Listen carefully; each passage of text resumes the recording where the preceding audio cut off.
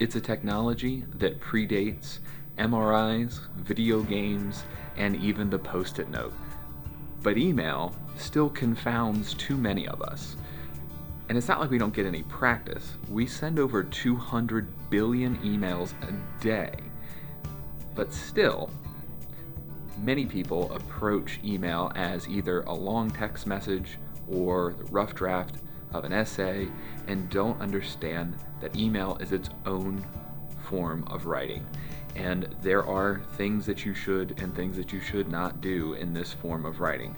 So, the rest of this video and the accompanying page on bahsbiomed.com will walk you through some of the basic best practices for writing a professional email, something that you should do every time you communicate with a teacher, a boss, a mentor, things that should become second nature to you. So make sure that you not only watch this video, but also check out the extra resources and updated information that you'll find on bahsbiomed.com/how-to. These days, there are so many different things that you can send emails from. I'm sure somewhere there is a toaster that you can buy that can send emails. It's something to think about. It's a decision that needs to be made. It is what device you're going to use. Whenever I sit down and write either many emails, if I have like a session where I'm replying to emails, or if I'm writing a very important email, I'm always going to be sitting in front of a computer with a full keyboard and a full client, meaning a program like Microsoft Outlook. If it's something where I'm sending to a colleague who I'm interacting with and we're having a discussion or something like that, by all means I'll use my phone. If it's a customer service thing where I'm dealing with somebody, I'm a customer and dealing with a business, okay, I'll use my phone. But if I'm trying to get a job, if I'm trying to get an internship, if I'm sending an email to a boss or a dignitary, I'm going to use a desktop client. And so I highly suggest that that is the same decision that you make. It might not seem like a big difference, but you have a ton of other options and it produces a better product, an easier to read product. These following guidelines are consistent no matter what device you're using. These are general guidelines that you should follow for any professional or even semi-professional email that you are sending. So now that it's time to actually write the email, the first thing I'm going to deal with is the subject line. More often than not, I find that people actually leave this to be the last thing that they do before they write the email, and then have a little bit of a biased opinion about what needs to go into the subject line. If you're emailing someone who receives a lot of email or someone who doesn't know you, then your subject line might be the only chance that you get to convince someone that they should open your email. So it should be descriptive and as short as possible. You want to make sure that it's easy for someone to see the subject line and decide to open the email. So I'm going to use a subject line that is descriptive. I'm going to ask for something, and I'm going to say exactly what it's related to. So I'm going to say, feedback needed for how to email video.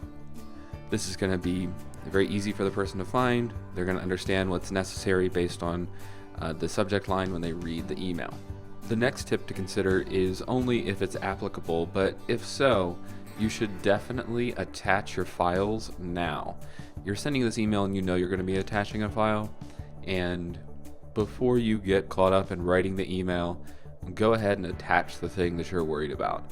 It's embarrassing and unprofessional to send an email referencing an attachment and then not send it, and then send an email immediately after as soon as you hit the send button and realize, oh no, I forgot the attachment, and now you have this well-crafted email that is followed up quickly by a, oh, turns out I'm an idiot.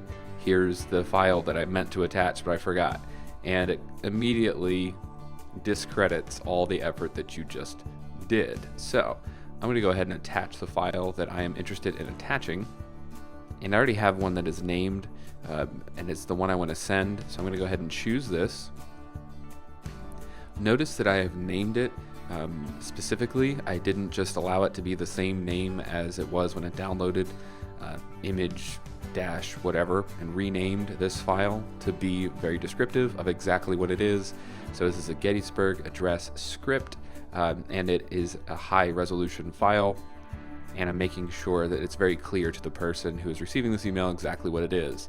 I'm going to go ahead and add an addendum to this file naming issue and say that if you are submitting an assignment to a teacher, or even if you're just emailing somebody who is going to be receiving many emails related to the same thing, so if you're turning in a homework assignment, for instance, and you name the homework assignment the name of the assignment, which would be a great idea instead of just calling it homework or something like that, but you had the actual name of the assignment as the file name, it's a very, very good idea to add a descriptive version of your name to the file name. So add dash your last name or dash your first and last name so that the person who's receiving it understands who it is, especially if they're downloading the files and can find them easily. But sending a descriptive document name for an attachment and attaching the file before you write the email are two incredibly good ideas. So the next tip for you to internalize is that your email should be concise. I am using that word intentionally instead of using a word like short, because I don't want you to have a concept in your mind that your email needs to be choppy or harsh or cold. Your email should be concise, which means it is just as long as it needs to be to get its job done. The reason I've included the Gettysburg Address script as an attachment here is because the Gettysburg Address was 272 words, and it is one of the most powerful speeches in American history. It has been credited with unifying the nation and healing wounds, not physically, just emotionally, but in 272 words, a lot was done. Now, I'm not saying you're one of the greatest orators of all time, but I am saying that keep in mind whatever you're doing is probably a little smaller in scope than healing a country, so that your email should be short. One of the ways to keep your email short is to understand the purpose of the message. What are you trying to do? If you have written a good subject line, then you know what the goal of your email is, and that is what you're driving towards. So the goal of my email is to get feedback on a video about how to email.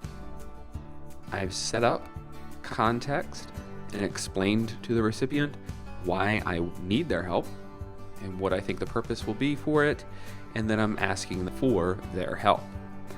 One of the other things that I've done here is something that is very helpful in expediting an email chain to prevent kind of a back and forth ping pong of email. I have used what is called an if-then statement, or set up an automatic contingency that my recipient can proceed without receiving more feedback from me. So I told my recipient that I've started a page in OneNote, and here's a link to that page. I've asked them to add or edit. I said I would like to publish the video over the weekend, so if they have any feedback, then talk to me in class or update OneNote by Friday. That has set up a clear expectation of what I'm asking them to do, and they don't have to ask me about when it's due. I've saved an email exchange. They haven't asked me about how I want my feedback. I've saved an email exchange. So by kind of anticipating what the next step is and answering that, you can expedite an email conversation. And this will be very helpful for your recipient. If they're processing a lot of emails, then they can quickly understand what you're looking for and reply easily without having to drain too much of their willpower or time.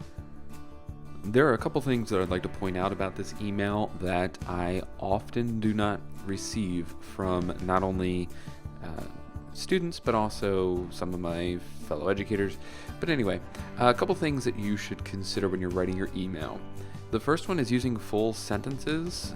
A lot of people treat email more like text messaging or chatting, when it should really be a little bit more like writing a letter, especially if you're writing to someone who you are hoping to receive something from, especially if you're trying to get an internship in BI, or if you're asking your teacher about something. It's a good idea for you to demonstrate a little bit of mastery of the English language, or at least proficiency. So you're writing full sentences, You should pay attention to all the proper grammar and punctuation conventions that exist.